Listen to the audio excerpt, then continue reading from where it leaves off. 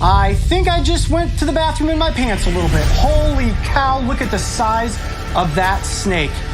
Wow. The most dangerous job in the United States right here, folks. Wow, that is a very, very strong snake. Whoa!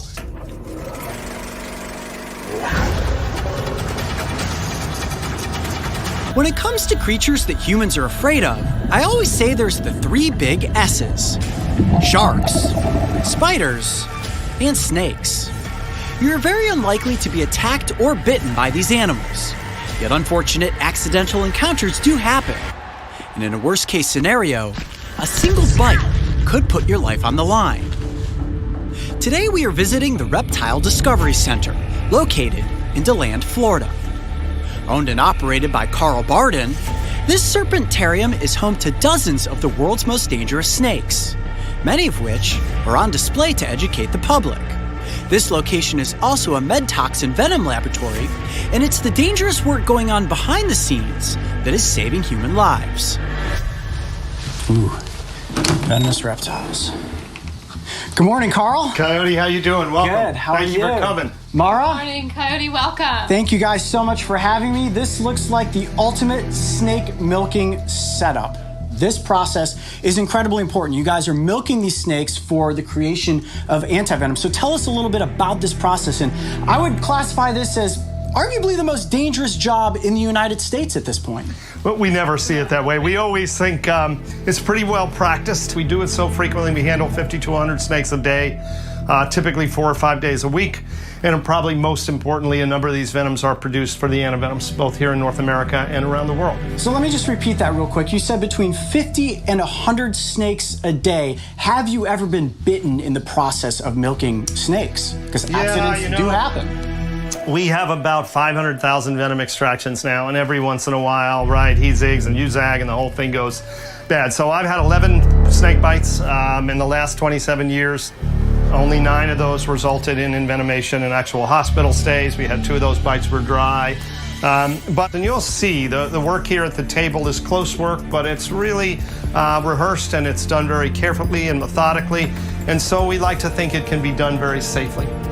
So the first snake that we're going to get out from this, you see there's these enclosures behind me. Now, let me ask you this question real quick. How many snakes total do you guys have on? We've got about 1,000 on site right now, about 500 on the venom line. Okay. The first snake that we're going to take a look at is the southern copperhead. And, oh, wow. Oh, my gosh, beautiful. And that's a big example of a southern. I was going to say. This is about the northern size. I mean, this is about as big as these guys get. And she's really a perfect example. That's a big copperhead. I was going to say, I've seen my fair share of copperheads. This is without question the biggest one I've ever seen. Wow. I'm going to pivot out, Mara, and let you get into position.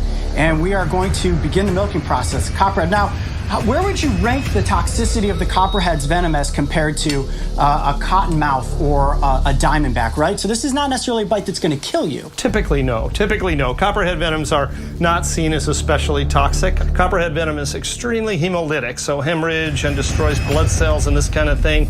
And that's a lot of copperhead venom, something like 50 milligrams in a shot, perhaps a little bit more for her. And probably takes well over 100 milligrams of copperhead venom to actually kill somebody. So it's just not typically a lethal dose that you get in a bite. She's beautiful. If you want to touch her, it's just a spectacular snake in every regard. And we always think that color, that pattern is just unmatched. Amazing. I mean, that venom yield right there, you can just hear the power of those fangs going into the little plastic a very covering there. decisive bite, a rapid bite. And so, it's an easy snake. You can see why copperheads bite more people in the eastern United States than anything. Yep. Wow. All right, we'll bring her back, put her away. Oh, that was fantastic. And that's just our first snake. You're ready. All right, this is it. I'm going to assist in the milking of a water moccasin. As soon as I give Carl the go-ahead, the snake is coming out, and then it's up to me to make sure that we get a good soft body press so that Carl's not bitten in the process of what this is. All right, Carl, are you set? I'm set. Okay, here we go. Bring out the viper. All right, again, kind of an average-sized snake, perfect condition. And this is really typical of our local cottonmouth. This guy's a Volusia County snake. She was caught right here as a baby. These guys are really prolific or common in some of the forests surrounding DeLand. All right, let's go. We'll bring this guy in and do the same kind of sweep here. Come on in with your press. Good, beautiful. You've got her. You're excellent. I've got her. You can pick her up. You're safe. Good. Put your press down. Get a hold of that body. Excellent, Coyote. And make sure your hand's covering that vent or you're going to get... Oh, gonna get musked on? Okay. Really good. Really good. Let's see if she'll give us a shot here. There she goes. Yeah, look at that. You can feel the power in the whole body when they bite down like that. Oh, yeah. There she goes Holy again. mackerel. Nice, good.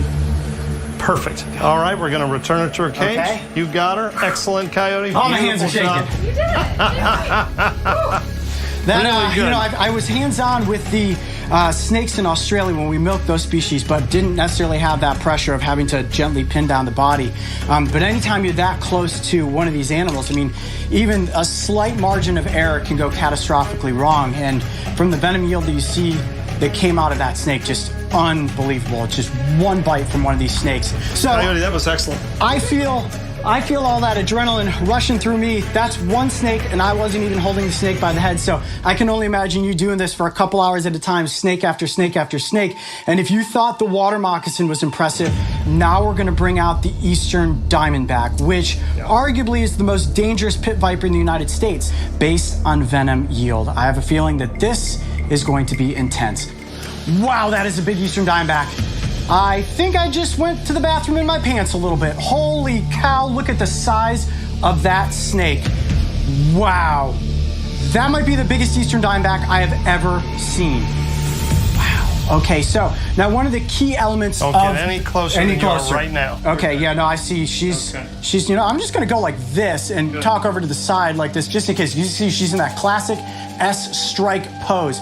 Now, what makes these snakes so dynamic is that heat-sensing pit on the front of their faces, right? So right now, she's looking at me, she sees a heat signature that's definitely too big to be a prey item, which means I am likely a predator. I'm a threat at this moment. And like Carl said, I don't want to get any closer because as you can see, they strike incredibly fast. And that strike happens so quick, if you're bitten by a snake of this size, it has the potential to kill you, without question. No question about it. Right, an eastern diamondback, a bite from an adult eastern diamondback rattlesnake is a potentially fatal snake bite. There's no question.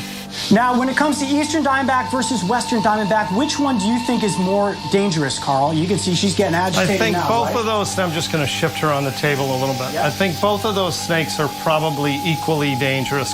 Eastern diamondback venom is probably just the slightest bit more toxic, but just a little bit. And quantity-wise and size-wise, both of those guys are very serious rattlesnakes. So I think you're probably an equal on danger. Is everybody good? I'm going to go ahead and catch him.